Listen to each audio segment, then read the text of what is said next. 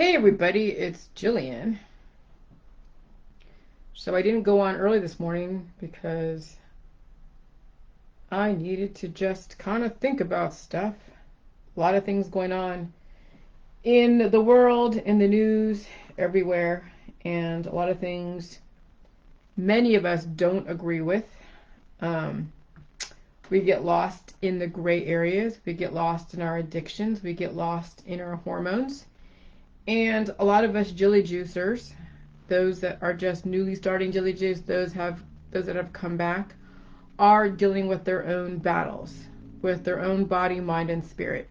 And it's a journey. And so you're going to probably see a few of my Jilly Juicers come on live or post their journey. And like I said, everything is a journey.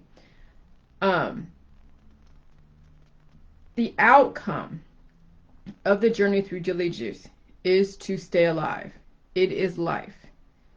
And so the last 4 years, I've been working through all the different gray areas that we have been bombarded with, okay, with the politics, religion, and science, and the soap operas around them.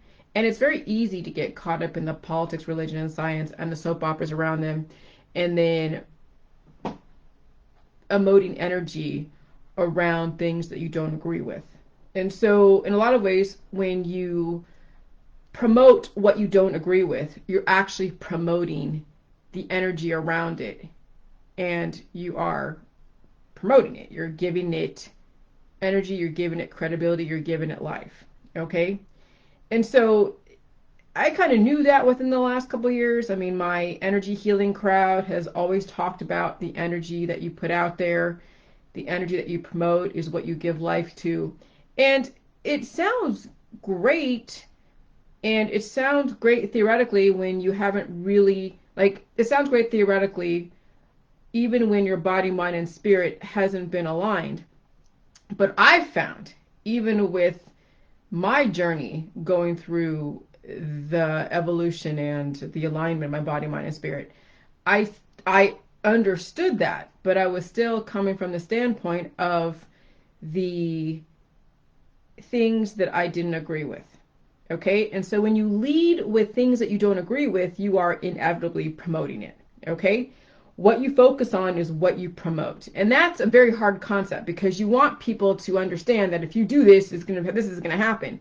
But remember, there's two absolutes, life and death. There are the laws of life and there are the laws of death. Okay? Some people are on the fence between life and death, just like cabbage versus cannabis, just like antibodies versus prostaglandins. And it's a battle that we're all dealing with. Okay, my Jilly Juicers are dealing with it. The people out there that are not doing Jilly Juice are definitely dealing with the battle of they want to promote life, but they can only come from the death aspect. And so when you promote life, you know that the duality is death. You know that, okay? But what I found, me focusing only on antibodies, is the fact that I'm not giving any kind of light to the prostaglandins. So when you focus on antibodies and all there is about antibodies, then people don't understand what then causes life. And so that's always in the dark, in the shadows, because everything is focused on the antibodies. What would happen if I flip the script and I focus only on the prostaglandins, which is really not very well known, but it was meant to be that way. See, that's the whole psychological operations, is when you focus on something that you don't agree with, you inevitably promote that. And even I fall into that, and I'm the most experienced on the JJs, probably should be the most aligned in body, mind, and spirit, but it's very easy to fall into the psychological programming of promoting something that you don't agree with, inevitably supporting it, giving it life. And so then I had to really just think about, like, oh my God, I talk about prostaglandins.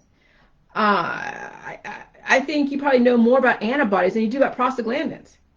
And so now I have to really start looking, okay, so with my next book, even though it says antibody or surface marker antigen, the surface marker antigen of the beast, and whatever else that I said about that, that in a lot of ways is focusing on the death side of it, but at the end I really do want to lead with the life side of it. But then I know the world that I'm living in, people are very attracted to the death process. They're very attracted to the negative aspect of life and death. And so is there a way for me to put something out there that people have never heard of? I mean, I can promote the story around surface marker antigen of the beast. I mean, that's like a whole biblical religious thing, okay? The mark of the beast, surface marker of the beast, the antigen, antibody, whatever, right? But how can I intertwine prostaglandins within that title to show that there is a duality? And that is the yin and yang. That's the black and white of the yin and yang. And you see in the yin and yang, there's like the circle of white in the black part and the circle of black in the white part. And there's meaning behind that, but it's such esoteric knowledge that it just kind of goes over the heads of people who are not really aware. But there is a message being sent in that, is the fact that yes, those two worlds can exist, but now you have a choice. Do you promote life or do you promote death? And so now my head has to go in a different direction. Though I need to put some kind of awareness around what antibodies are, which I'm going to in my next book. But really, really, I need to put a lot more emphasis on the prostaglandins, the healing portion. And that is the pain side of it, which most people are not really, they're not really ready to deal with pain. But they're going to have to be. That's what life is when you are coming at from a deficit, is that you're going to have to deal with pain. Okay? And so I'm going to figure out a way to come from that perspective without scaring people. But it's one of those things that it's going to take an art to come from that perspective, knowing that goes against every single brainwashing and every single concept in the medical holistic industry. And so that's the challenge that I am putting on myself, is how do you introduce prostaglandins and pain and still raise awareness about antibodies and the program antigen and antibodies, but not have my book lead with that. Okay? And so there is a balance. You must have the awareness that those two do exist and what are the rules and the laws around those two. And then how do you promote life? How do you accept life? How can you not be afraid of life and afraid of pain and afraid of adapting? Because we're going to be in this world where it's a dying world. People are going to be doing very deviant things. And our government's going to allow it on some level with certain caveats, of which some of you are not really prepared to allow those caveats to exist, but they're going to exist. And so how do you live symbiotically with that existence, knowing that this is what's going on, but knowing that you can't really do anything about it except mind your own business and protect you and yours? And that's one of the biggest challenges right now in this new world, is the fact that you have to now understand what life is and what death is and live symbiotically with both, and knowing that you have the ability to tap into one of the two and know that the other exists, but you can't force somebody to face or force someone to change their perspective on what life is, what their belief systems are. Okay? And so, I've come to at a point today where I'm like really at peace. I looked outside, I'm like, I'm at peace. I really am. I have no like desire to resist. I have no desire to make anyone wrong. I have no desire to force anyone to think the way I do. My desire is to promote life and give you indicators on what could potentially take away your life. If I see that that you could potentially move into a place where there's a lot of weather activity, I'm going to say, hey, maybe think twice. I know California is burning up and Florida is drowning. So where is a good place? I mean, the Midwest is full of tornadoes, and who knows? Remember the Dust Bowl? I mean, that obviously could happen again as well.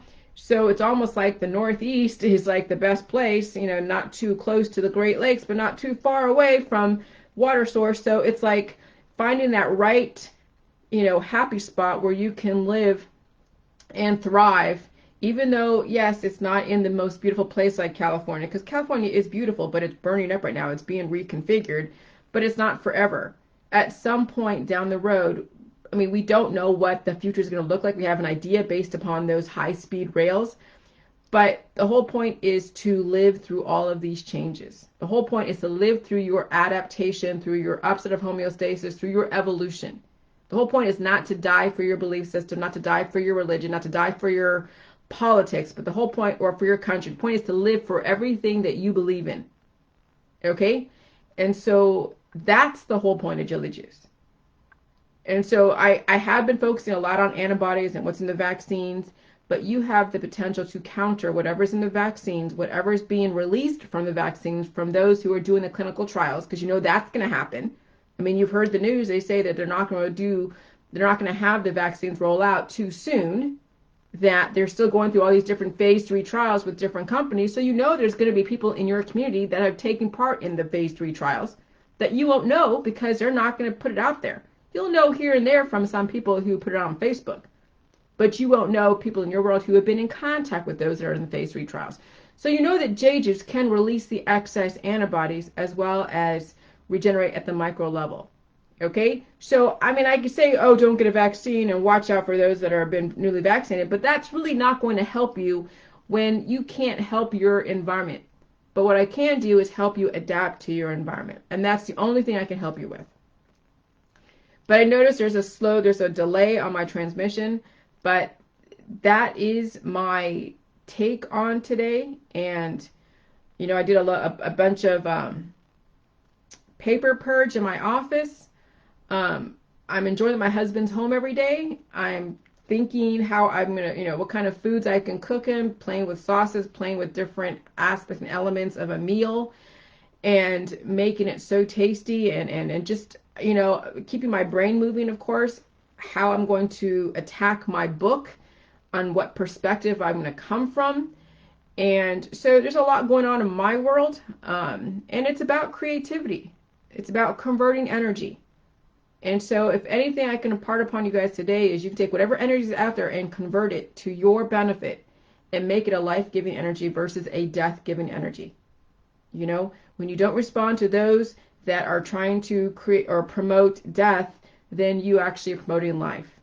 Okay? And that happens at the micro level as well as the macro level. And you must be, I would say, open to change. But also, whatever you resist will persist. Okay? Just because someone down the street practices a belief system that you don't agree with doesn't mean that you have the right to stop them unless they're breaking laws within your community. Okay? And no vigilantism. You can raise awareness, but in reality, you have no control over what somebody else does and what they believe in. So now it's paying attention to you and yours, promoting life over death, and looking for indicators and being light on your feet and knowing that there is terraforming, there is geoengineering, and you can't really do anything about it except dodge all the different direct energy heat rays. Okay? Good luck to you guys. Bye. And get my book if you don't know the Jelly Juice. jellyjuice.com. Get the newest book, The Evolution of the Jelly Juice Protocol. All right. Bye-bye.